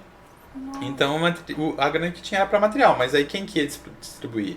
Aí conversei com a minha família conseguiu reunir várias pessoas. Foi muito bonito também, né? Não foi só, assim, ataque, foi muito bonito. Porque tive esse diálogo com a galera, com o movimento estudantil daí das escolas, foi muito bacana. Aí passou, assim, depois que a campanha passou, eu ia em lugar assim, olha, eu votei em você, muito legal. Eu não tive muitos votos, eu tive 98 votos, fiz 98 votos. Uma cidade com quantos? Toledo tem 120, mas de eleitor eu não sei quanto que é, né? Porque tem aí você tira a galera que pode votar. Não é ruim, não. Isso que assim, sem estrutura nenhuma, 45 do segundo tempo, pra mim foi ótimo, foi uma experiência maravilhosa nesse sentido, assim, depois de ver pessoas assim, no restaurante, olha, minha filha votou em você, porque recebeu o seu material de campanha, achou legal. Educativo, educacional. Exatamente, e aí foi muito massa pra mim, assim, né? E aí acabou a campanha também, a gente fez uma avaliação do que foi, também foi meio desesperador, assim, a avaliação. E nisso tudo é a minha militância que aconteceu esse período em Toledo, assim, que eu tenho de lembrança. E como você vem parar em Rondônia? Aí já é uma história, olha. Eu não tô aqui há muito tempo, né? Cheguei em janeiro deste ano, na pandemia, loucura total. Então, antes de vir pra cá, eu comecei. E aí, por essa minha organização toda, eu fui parar num sindicato dos professores estaduais do Paraná, chamado APP Sindicato. Então, logo que acaba a minha campanha para vereador lá, eu fico meio baqueado, sem saber o que eu vou fazer, né? Tinha universidade, porque nisso, assim, o movimento estudantil é muito legal, mas não se esqueçam, jovens, que estão nos ouvindo e vendo. Precisa ter uma responsabilidade acadêmica, que eu acabei não tendo, porque eu tinha viagens, participei de conferências nacionais. Então foi muito, muito bacana, assim, viajei para Brasília, participei da Conferência Nacional de Juventude, que assim foi incrível, assim, uma viagem para Brasília, uma das primeiras vezes que eu fui para Brasília, para participar dessa conferência nacional de juventude, tinha gente de todo o país, juventude de todo o país discutindo política pública para a juventude, assim, foi. E aí era tecnologias, o tema da conferência, tinha uma amiga do Enegrecer, que eu militei também, que era um coletivo de jovens, Coletivo Nacional de Juventude Negra, Enegrecer, que ela era desse coletivo e ela foi para no governo Dilma, ela foi para a Secretaria Nacional de Juventude, quando ainda tinha, né? Que o governo Bolsonaro acabou com várias coisas, enfim, com várias Inclusive políticas. de esporte, período de Exatamente, né? E aí foi um avanço, assim, que essa amiga tava lá e aí a gente construiu, não, ela construiu muito bem, junto com a galera que tava na Secretaria de Juventude Nacional, uma baita conferência. Foi muito legal, tinha vários espaços de debate, e foi uma experiência gigantesca. E aí acabava perdendo aula, assim, e tal, e não tive uma responsabilidade acadêmica, não conseguia conciliar muito bem isso, né? Enfim, daí eu tinha saído desse sindicato, do Ser Toledo, e tava só com a bolsa da universidade, olha a importância da bolsa, só que era R$ 400. Eu não tinha condições de me manter, porque eu morava, dividia em casa com os amigos, então assim, só de aluguel dava quase R$ 300. Então você tinha mais água, luz, internet, compra. Eu tava meio que desesperado. Eu ainda tinha uma reservinha que eu tinha guardado, né? Mas tava meio assim desesperado. E aí uma amiga minha que é funcionária de escola falou assim, olha, vai abrir uma vaga na APP de Toledo, APP Sindicato de Toledo, para funcionário de escola. Para funcionário de escola não, perdão, para técnico administrativo, mas é uma vaga temporária, porque a secretária lá, ela tá de licença maternidade de férias. Então leva o seu currículo. Ela falou, eu não vou interferir também, quero que o processo seja ético e tal, né? Não vou interferir, leva o seu currículo, faz a entrevista e aí você tem o perfil também, porque esses sindicatos, né, geralmente buscam perfis não só para cumprir o papel burocrático, mas você tem que estar atento a muito que está acontecendo, porque o professor, principalmente o professor, é muito assim, louco, quer saber o que está acontecendo, e você precisa estar antenado, né, essas coisas e ligado aos movimentos de direito trabalhista. E aí ela falou, acho que você tem um perfil, vai. Aí eu levei meu currículo, fui selecionado, fiz as provas, enfim, né, a entrevista, fui selecionado. E aí trabalhei 8 meses em Toledo, nesse sindicato. Também foi uma experiência gigantesca. Eu caí no meio da eleição que tinha para direção, então rodei ali a região também, construindo isso. E aí acabou os 8 meses, né? A pessoa voltou e, e aí eu fiquei desempregado novamente. Né? Eu falei, putz, o que eu vou fazer? E é isso na universidade, né? Vou ficar aqui, né? Terminar este curso, preciso terminar. Aí ela me liga depois de um tempo, assim, uns 6, 7 meses depois. Olha, surgiu uma vaga na APP, mas é em São José dos Pinhais, que é uma região metropolitana de Curitiba, que é assim, sei lá quantos quilômetros de Toledo, muito longe. E eu falei, cara, o que eu faço? E agora? E assim, como eu construí esse perfil na cidade, vaga de emprego pra mim não era muito fácil, né? Sim. Então eu falei, cara, o que eu vou fazer? Né? Vou aceitar esse emprego. Falei com o Rodrigo, meu namorado, e aí eu falei, olha, eu vou aceitar o emprego e vou me mudar. E o Rodrigo é meu namorado, ele morava em Maringá e eu em Toledo, né? Então a gente já morava à distância já há um tempo, e aí ia ficar mais distante ainda. Conversei com ele, ele falou, tudo bem, né? É sua decisão, vai e tal. Aí tranquei o curso e fui para São José dos Pinhais. E aí nisso, em São José dos Pinhais, o Rodrigo falou assim, olha, vou fazer um concurso em Rondônia. Pra universidade lá, pra Unir. Pra professor, ele tinha terminado o doutorado dele, a vaga era pra doutor, assim, na área dele. E eu falei, tá, né? Eu falei, Rondônia, né? Beleza. Mas assim, eu tenho parentes aqui, como eu sou do Mato Grosso, tenho umas familiares que moram em Rondônia, eu falei, tudo bem, é ele também, é a decisão dele, né? E aí nisso que eu tava lá em São José dos Pinhais, eu fiquei 5 meses, surgiu uma vaga em Apucarana, que é mais próximo de Maringá, ia ficar mais perto do Rodrigo. E dos meus pais também, né? Em Toledo. Eu falei, cara, eu vou fazer. Aí eu fui pra São José, né? Aí eu falei, não, eu vou fazer pra Apucarana agora, vou pedir transferência. Consegui essa transferência, fui morar em Apucarana. Isso tudo loucura, assim, gente, de um dia pro outro, de... Não, vou pra lá, colocar minhas coisas tudo no carro do Rodrigo, no saltinho vermelho, e de um dia pro outro, eu, desesperado por vaga, assim, em São José, achei na OLX um cara lá. E aí Apucarana a mesma coisa, dividi em grupos e tal, e achei uma amiga em Apucarana, hoje uma grande amiga minha, né? Na época eu não conhecia. Aí eu falei pro Rodrigo, olha, consegui uma vaga em Apucarana, vai ficar mais perto, a gente vai ficar mais perto e tal. Daí ele falou, legal. Aí ele fez o curso, tinha passado assim, mas a gente achou que ele ia demorar muito pra chamar ele, né? Aí governo Bolsonaro, a gente falou concurso, não sei não, né? Não sei o que, vai demorar, não, tá. Aí pedi, consegui, fui transferido pra Apucarana, conversei com uma amiga.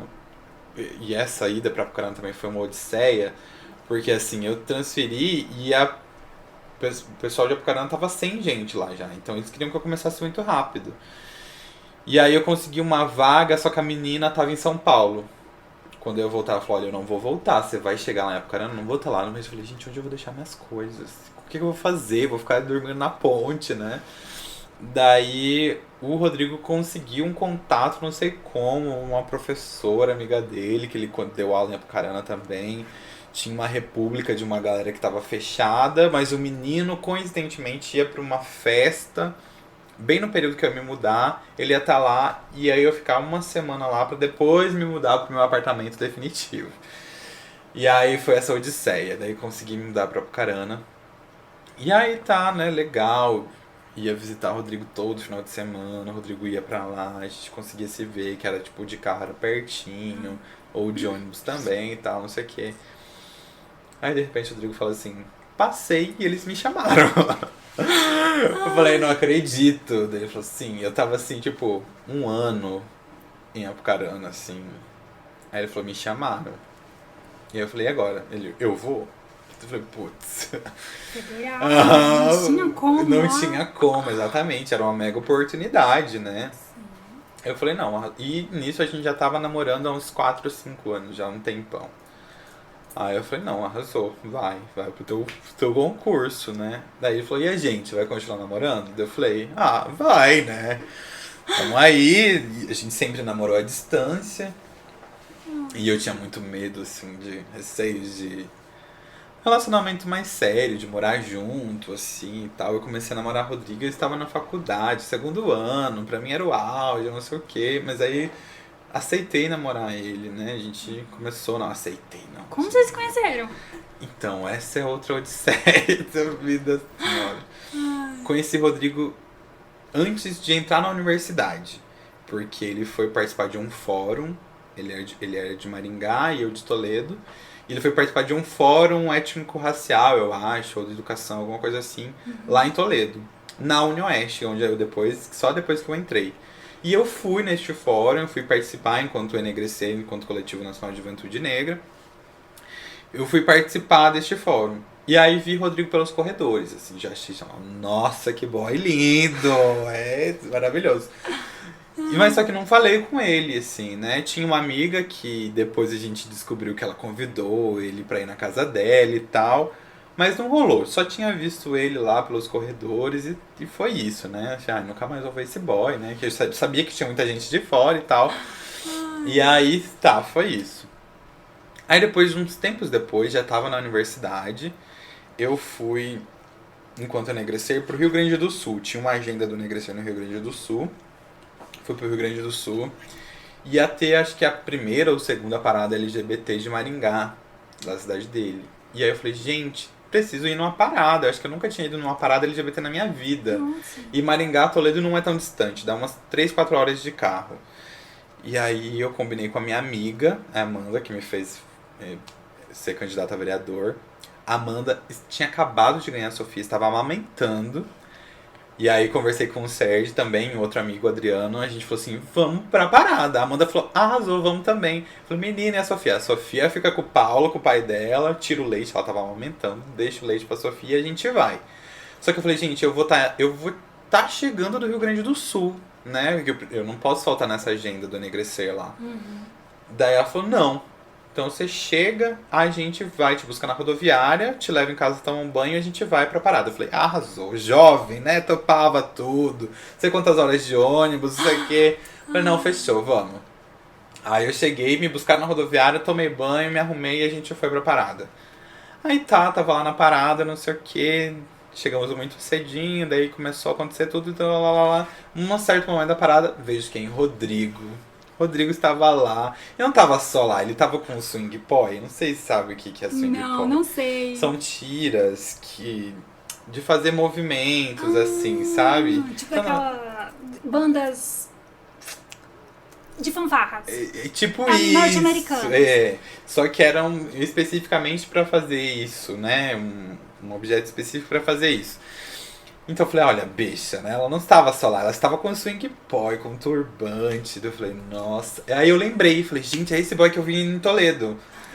Aí eu fiquei assim, será que eu falo, será que eu não falo, será que eu falo, será que eu não falo? Aí no final, não falei, né? Tava indo embora, assim, cabisbaixo, na parada. Foi linda a parada, né? Mas aí não tinha falado com o boy, que eu tinha visto anos atrás na universidade.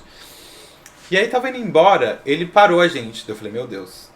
Só que daí ele foi falar com um amigo meu. Eu falei, putz, né? Perdi, foi falar com o boy. Daí outro. Só que não, era que um aluno dele viu esse meu amigo e o Rodrigo foi lá e pediu o telefone e tal, não sei o que. Aí eu falei, Adriano, gay, você precisa conseguir o contato dessa pessoa pra mim. Adriano conseguiu o contato no Facebook do Rodrigo, eu adicionei e a gente começou a conversar. Aí tá, eu falei, nossa, eu já te vi antes e tal, não sei o quê. Ele falou, não, também te vi aquela época pelos corredores e foi papo. Aí eu inventei uma mega desculpa, assim, que eu tinha uma amiga que morava em Maringá, que era de Joara também, a Maria Eugênia, e ela tava lá em Maringá. Daí eu falei assim, olha, minha amiga vai fazer aniversário, não sei o que, Maringá, vamos se ver. Daí ele, tá, nossa, vamos sim, vamos se ver, não sei o que. E nisso a gente já tava conversando há um tempão já, né? Tempão não, né? A gente já tava conversando há um tempo, né? E, sim, mega afim, né? Claro, tinha já deixado nítido pra ele, não sei o que. Aí eu fui pra Maringá. Daí eu falei pra ele, olha, minha amiga me deu os canos, ela não vai me buscar. Ele falou, não, eu te busco. Aí ele falou, eu te busco e eu algumas coisas pra você aqui em casa, né? Eu deixo o colchão na sala pra você. Daí eu falei, tipo, colchão na sala? Como assim? Ela dormiu com o boy. Eu vim longe. Aí eu falei, não, beleza, né? Aí ele foi me buscar e eu lembro assim, ele tava com, lembro, é como se fosse ontem a cena. Ele foi me buscar na rodoviária, eu cheguei, ele tava com uma calça de moletom, assim, e já me deu um selinho. Eu falei, meu Deus, eu não tava preparado já pra era aquilo. Já era um namoro, tava confirmado. Exatamente. Sem combinar. Daí eu cheguei na casa dele, daí eu falei, ué, eu olhei pra sala, assim, né, eu falei, cadê o colchão? Daí ele falou, não te peguei, não era isso. E ele era cheio de me passar as coisas, assim, do deboche. Ele é todo deboche. Todo deboche, exatamente. É incrível. E ele falando falando assim, falou pra mim assim, não, na conversa assim, eu sou criado pelo meu avô, que é de Londres, não sei o quê. Eu falei, gente, professor, criado por avô de Londres. Daí eu fui falar pra ele falou, cara, eu não acredito que você acreditou nisso, era tudo mentira. Eu falei, olha cara do Aham. Aí eu falei, mano, ele falou, tu tomar meu chá da tarde, não sei o quê. Eu falei, putz, nossa, né? Aí, enfim, aí começou assim o nosso namoro e estamos há 6 anos. Esse ano fizemos 6 anos juntos. Que lindo. E como que nasce a drag Demônio Azul na sua vida? Demônio Azul. Nossa, Demônio Azul também veio pra exorcizar muitos demônios de mim. Eu comecei a ter contato, primeiro, Sérgio, né? Hoje, essa pessoa trans não binária. Sérgio sempre foi muito mais afeminado, assim, e gostava de maquiagem. Teve um tempo que ele começou a se maquiar muito e eu admirava muito ele, muito, muito, muito. Ele, né? Desculpa agora. E aí, comecei nisso também a assistir um seriado chamado RuPaul's Drag Race, né? Que agora tem na Netflix, que é de drag queens. Sim. E aí comecei a me apaixonar por esse universo da maquiagem, só que não tinha nem pretensão, assim, não sonhava em ser drag queen um dia, achava lindo e tal, eu falava, mas isso não é pra mim. Até que uma festa que ia ter lá em Toledo, que era uma grande festa chamada Catu Convida, que era gigantesca na época, assim, reunia gente da região toda, ia acontecer. E aí eu falei pro Sérgio, você me monta?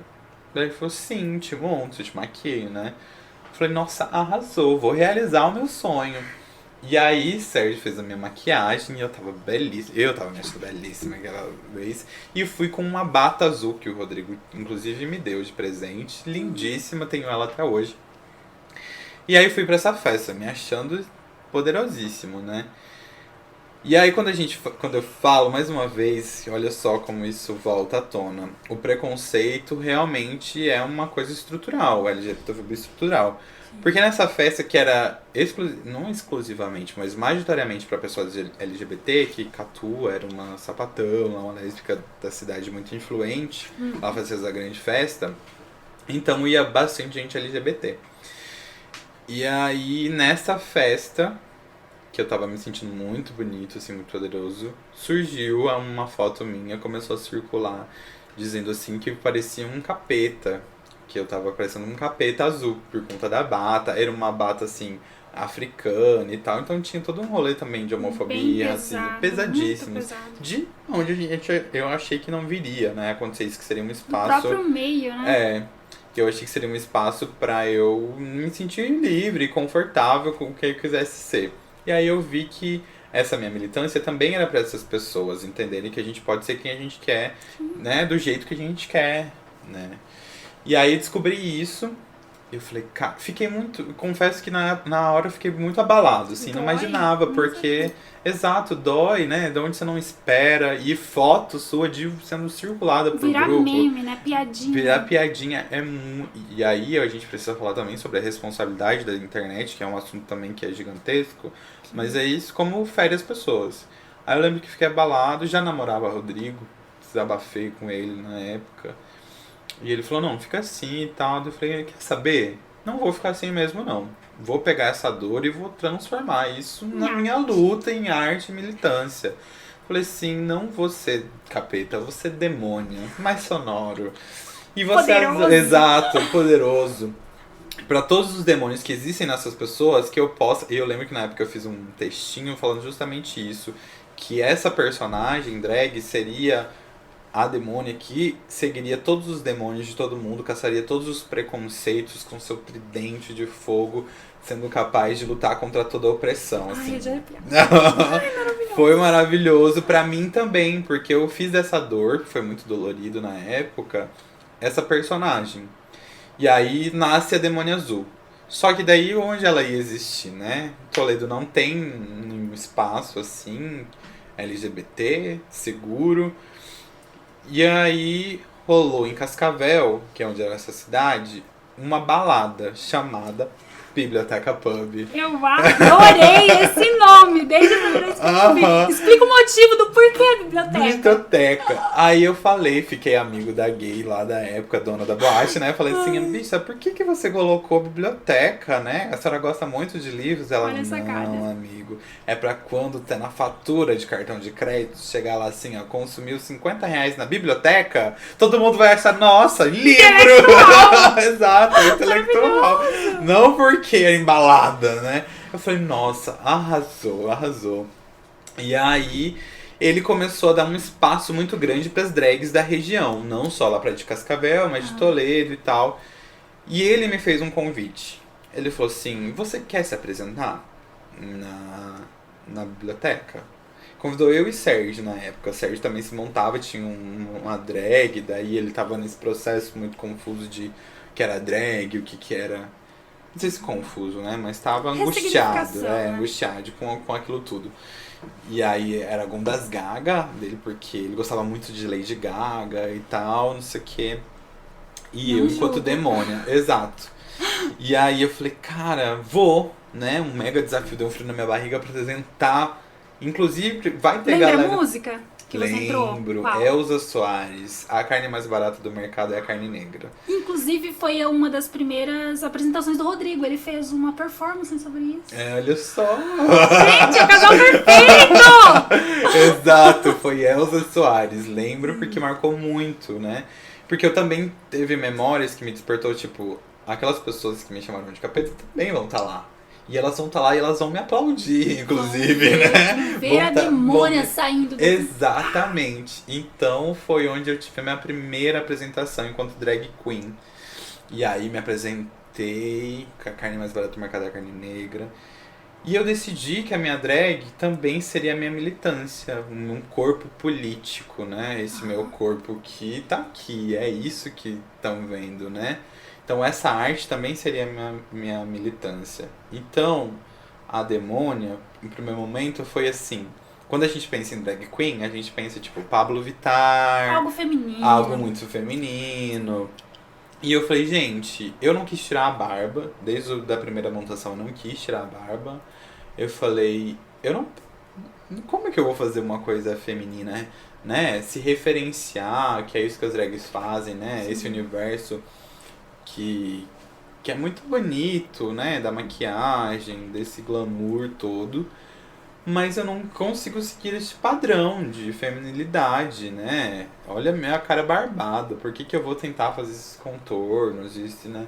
Então comecei também a minha maquiagem traduzir elementos que não este do feminino e também de militância, né? Então, desde a minha... vestimenta, até minha maquiagem, tudo fazia parte de uma construção de um personagem que era militante, né? Então a Demônia Azul é um alter ego que veio pra dar potência à minha voz, dar potência ao que eu quero expressar, essa arte, né? E aí onde eu tenho também contato com a arte, com a maquiagem, com a performance, e começo a me apresentar nos palcos da biblioteca, e como as minhas performances eram sempre muito militantes, começou a ir para outros caminhos de apresentar, receber convite de universidade, de conferências, de eventos. Então foi maravilhoso, abriu as minhas portas. E hoje o seu atual projeto é como maquiador. Fala pra gente como que tá funcionando. Exato. Então, eu acabei falando do Rodrigo, né? E não terminei como eu vim parar aqui. Ah, sim. Né? Aí o Rodrigo veio e aí fez o convite para que eu viesse, a gente conversou mais uma vez, se a gente continuaria com o nosso relacionamento, né? E eu entendi que sim. Então aí eu resolvo vir pra morar junto com o boy, né? Então... Primeira experiência. Exato, de casado, não oficialmente, mas morando junto, desde janeiro. E aí eu vim pra cá. Como eu tinha trancado o curso, não consegui terminar Ciências Sociais. E tinha maquiagem desde 2016, 2017 na minha vida na drag queen, né? Uhum. E aí nisso eu já tinha feito alguns projetos de caracterização lá em Toledo, de montar outras pessoas, maquiar amigos, assim e tal. Eu falei, gente, é uma coisa que eu gosto e eu posso pensar isso não só como lazer, mas como profissão, né? Então comecei a estudar mais profissionalmente, pesquisar, porque maquiagem pode ser intuitiva, mas acho que é bacana a profissionalização, né, disso. Então eu comecei a fazer curso e hoje em dia, né, atuo como maquiador profissional. Então eu vim pra cá com este projeto de maquiagem. Gosto muito de maquiagem artística, por conta da Demônia também, né, desses projetos. Mas faço maquiagem social também. Então pra um casamento, formatura, né, mas aí também é um setor que foi bastante atingido pela pandemia. E eu gosto e entendo a maquiagem como democrática também, porque todo mundo pode usar, e de autonomia. E por isso que um dos projetos que eu tenho que eu acho mais encantador que é a aula de automaquiagem. Eu dou aula de automaquiagem porque eu acho que todo mundo que tem essa vontade de se maquiar, seja homem, mulher, né, pessoas não binárias, enfim, todo mundo que tem essa vontade tem essa autonomia para conseguir fazer isso, né? Então, pensar que não é todo esse universo monstruoso que a galera acha que é maquiagem acessível para todos, que eu acho que é incrível. Então, por isso eu falo no meu curso de automaquiagem sobre o que a gente pode usar com o que a gente tem, desmistificar e deixar acessível para todo mundo mesmo. Quem quiser poder usar, e é isso. Como ele funciona hoje? Você leva o material próprio? É virtual? Presencial? Exato. Então, bacana perguntar, que é assim, eu desenvolvi o curso, não, por achar que não precisa ser esse bicho de sete cabeças, eu não tenho um material que você vai estudar, meu Deus. E eu acho que a automaquiagem, você não tem esse tempo, você quer saber como as coisas funcionam na prática, né? Então eu desenvolvi um método que é, assim, me colocar à disposição. Eu faço ele tanto online quanto presencial. Então eu passo o passo a passo da maquiagem, assim, sem grandes mirabolantes, assim, desmistifico mesmo todo esse, né, que a galera acha que é a maquiagem difícil. Então eu passo por tudo isso, desde a preparação de pele, a aplicação de produtos, né? Eu faço online e presencial, como eu disse, e me coloco enquanto auxiliador, tanto na compra dos produtos que as pessoas têm dúvida, desde escolha de base, qual é o meu tom de base, que muita gente pergunta, não sei. É fundamental. E as pessoas acham que é um bicho de sete cabeças pra escolher, né? E aí não. Eu acho, eu sou uma dessas pessoas. Maquiagem não é muito meu forte. É porque eu acho que se criou, principalmente aí com as redes sociais, né? Que a maquiagem é um bicho de sete cabeças, que você precisa exagerar em produtos. Que é extremamente artístico. Exato, e não é. Com destreza. Não é assim, você faz uma maquiagem muito boa em 20 minutos, meia hora, sabe? E assim, mas você precisa conhecer os caminhos. Então eu mostro esses caminhos de uma forma muito fácil. E também tem o projeto de maquiagem artística. Esse ainda eu não consegui desenvolver aqui em Vilhena, mas eu tenho esse projeto de maquiagem artística. Então são duas modalidades, a maquiagem social, de automaquiagem, e a maquiagem artística. Como são as artísticas? Quais são as marcas? O fundamento básico delas? Então, eu gosto muito dessa desconstrução da cara, do rosto, né? E eu me inspiro muito em drags, em elementos que fogem ao tradicional. Então, pra mim, a maquiagem artística, ela diz da inspiração que você sente, da onde vem a sua inspiração, do que você admira, sabe? Não necessariamente maquiagem, né? Se você se inspira, sei lá, eu costumo ter muita colagem no meu rosto de elementos, de textura. Eu gosto muito de brincar com textura também na maquiagem artística, né? De fios, de pedraria, de plantas, de folha, de papel. Eu acho que o que te inspira, seja uma paisagem, seja um quadro, seja, sei lá, um pastel da feira que te inspira, a gente consegue transformar isso numa maquiagem artística, sabe? Usando referências e elementos, assim. Então, desde produtos específicos para maquiagem artística, que é diferente desses que a gente tem de maquiagem social, né? A gente consegue fazer maquiagem artística com essas maquiagens sociais, mas tem produtos específicos, como tinta pro rosto, né? Essas coisas mais específicas. A gente consegue eu consigo trabalhar isso, essa diferenciação na maquiagem artística. A que você tá usando hoje é uma artística? Explica pra artística. Gente. Então, eu tava pensando, eu assisti Glow Up, que é uma série que tem na Netflix, que é de maquiagem também, de maquiadores, que tem vários desafios. E aí tinha uma mulher que fez uma maquiagem, só que o dela tinha o fundo branco e tal, e eu achei muito incrível, né? Então a minha inspiração veio dessa maquiadora do Glow Up. E eu falei, cara, que incrível isso, né? Poder formular essa referência, assim, tipo, 101 dálmatas ou vaca, o que você tá aí? Então é nisso, sabe? A gente poder se referenciar em outras coisas que não só um delineado gatinho, né? Que a galera pensa, nossa, delineado. Blogueirinho. Exato!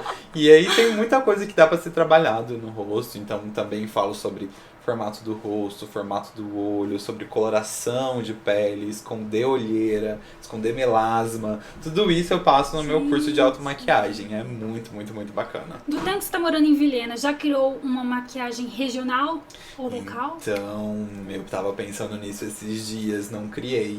Eu criei uma inspirada numa flor que eu vi no caminho que eu fazia caminhada, lá perto de casa. Mas eu não pensei. Mas eu ganhei em primeiro lugar no Festival Queer Amazônia, né, que foi votação popular. Teve esse festival, o Rodrigo e eu participamos. O Rodrigo ficou em terceiro, eu fiquei em primeiro lugar. Que era sobre performance, né? Não sobre performance, sobre pessoas queer com seus projetos artísticos, né? E aí foi muito bacana disputar isso, não claro que pelo prêmio de dinheiro que é autônomo, né, agora, mas também por conhecer a cultura regional, o que as LGBTs daqui da região norte produzem enquanto arte, né, consumir isso, porque também isso pra mim é referência, se torna referência pra minha maquiagem, se torna referência pra minha drag queen, então... E olhar não com um olhar de colonizador, que eu vou ver e vou colonizar isso. Olhar com um olhar de vou aprender, vou apreciar, vou me inspirar nisso. Então eu acho bacana. Ainda não pensei, mas pode ser um desafio. Pra quem não tem familiaridade, o que é o queer? O queer, nossa, isso é uma celeuma pra mim. Porque eu não sou estudioso da teoria queer. Queer, aí já falo, né? É uma teoria estadunidense desenvolvida pela filósofa Judith Butler. E lá nos Estados Unidos, queer, a tradução é estranho, né? Então, a tradução literal. Então, eles meio que se apropriaram e ressignificaram esse termo para essa teoria. E aí as pessoas começaram a se identificar com essa teoria do queer e se identificar enquanto pessoa queer, né? Então, desta teoria, as pessoas tiraram o queer, né? Principalmente pessoas LGBTs. Então, tem a ver com a identidade, com o ser, né? Isso. Eu prefiro não falar muito porque eu não tenho propriedade de fato para falar sobre o queer.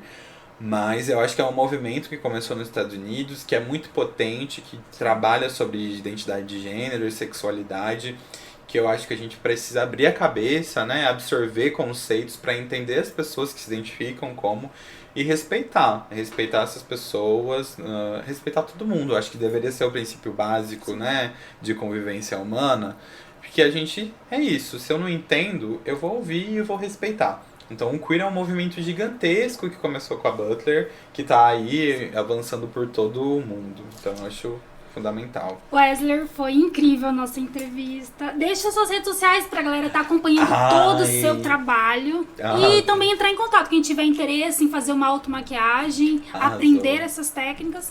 Legal. Obrigado pelo espaço. Eu acho que é isso. Agora eu também tô me arriscando aí enquanto blogueiro, ainda, né, me adaptando, é isso.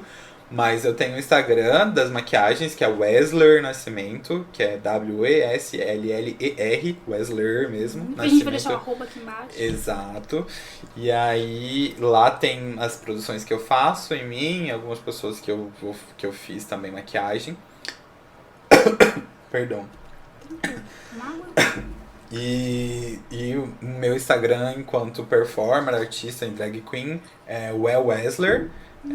E aí é isso, são as minhas redes sociais. Quem tiver interesse em fazer o curso pode entrar em contato comigo por lá, que eu respondo rapidinho. Bom, gente, esse foi o nosso terceiro episódio do Bragcast. Não deixe de curtir, compartilhar com seus amigos. E caso você tenha alguma sugestão de entrevistados ou perguntas, deixe na nossa DM ou nos comentários de acordo com o que a gente for postando o convidado da semana. Muito obrigada pela audiência.